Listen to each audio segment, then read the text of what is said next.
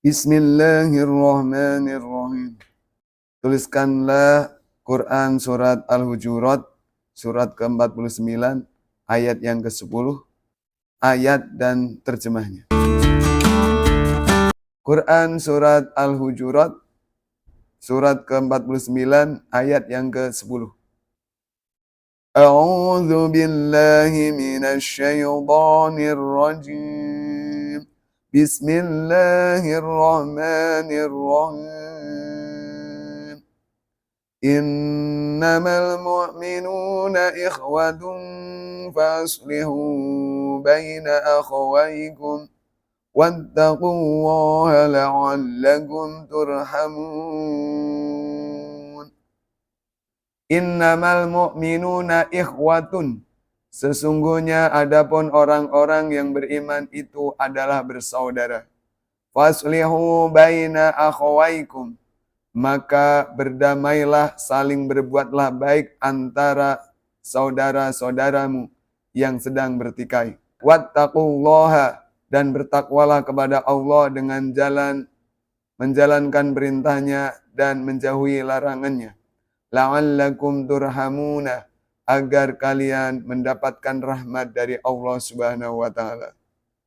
Artinya, sesungguhnya orang-orang mukmin itu bersaudara.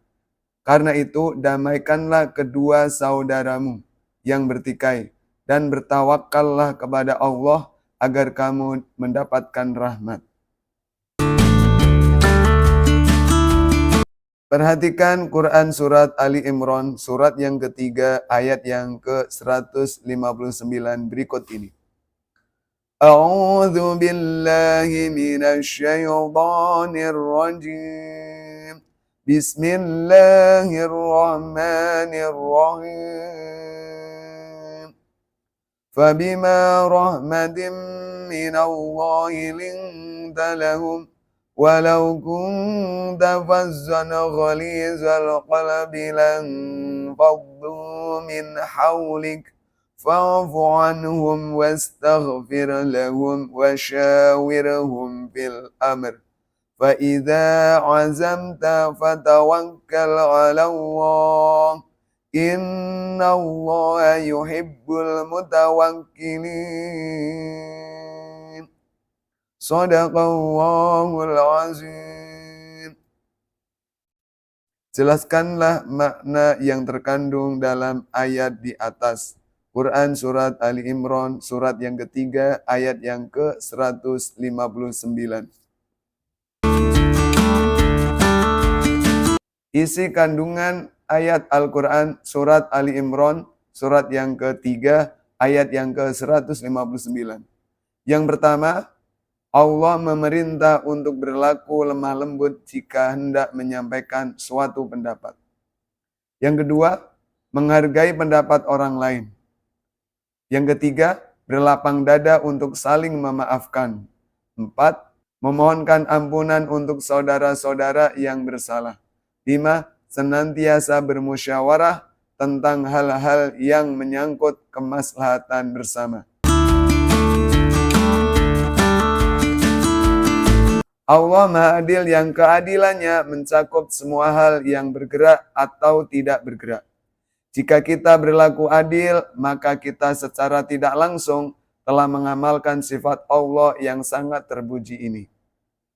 Jelaskan atau berikan 3 contoh perilaku yang dapat mencerminkan sifat adil dalam kehidupan sehari-hari.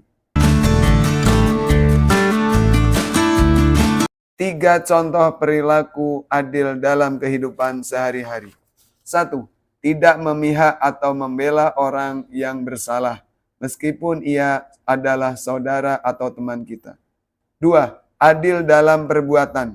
Tidak berat sebelah dalam memutuskan suatu perkara, lebih utama menolong orang yang sangat membutuhkan. 3. Adil dalam perkataan.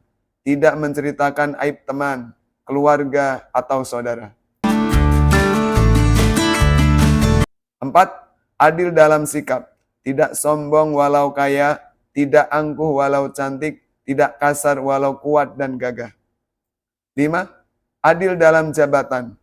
Yang bersalah mendapatkan hukuman, yang benar mendapatkan pujian dan apresiasi, tidak semena-mena walau berkuasa. 6. Adil dalam berkeluarga, menempatkan sesuatu pada porsinya.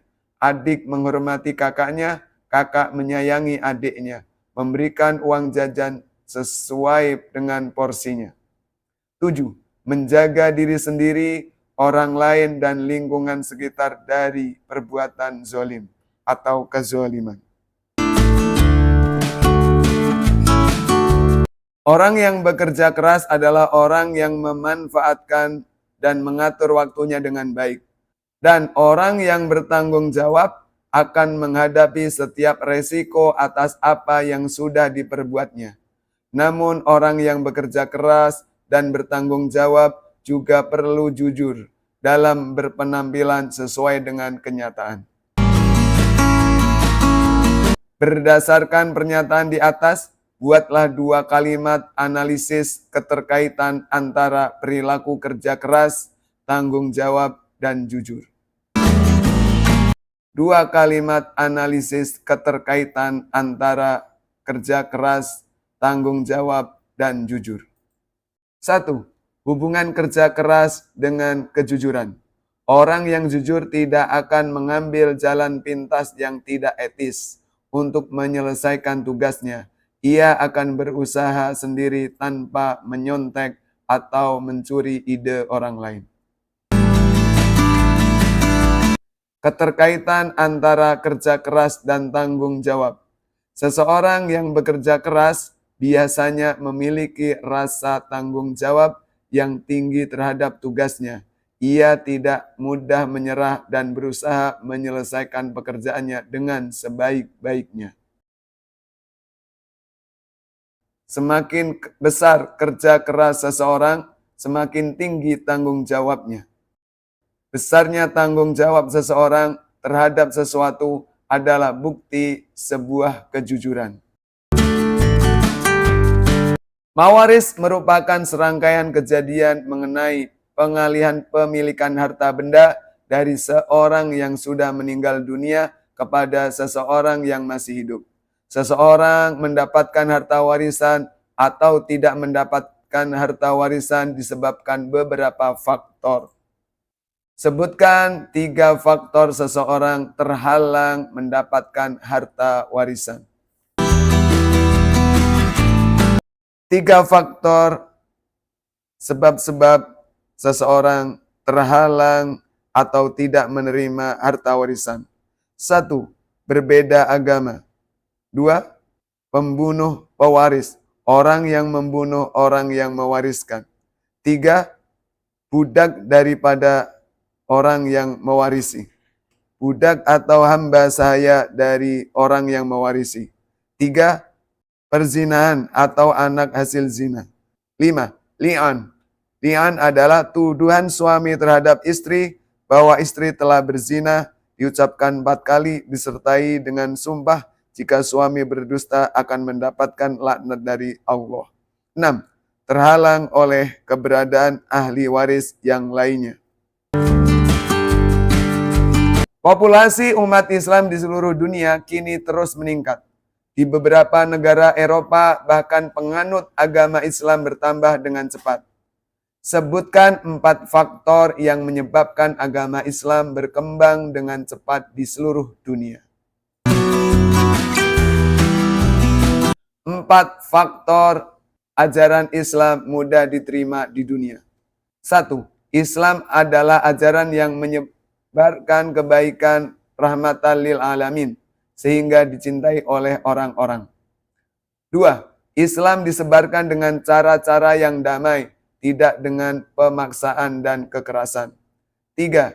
Ajaran agama Islam tidak memberatkan dan untuk masuk agama Islam mudah, cukup dengan membaca syahadat. 4. Ajaran Islam rasional, dapat diterima oleh akal sehat dan tidak bertentangan dengan perkembangan ilmu pengetahuan dan teknologi.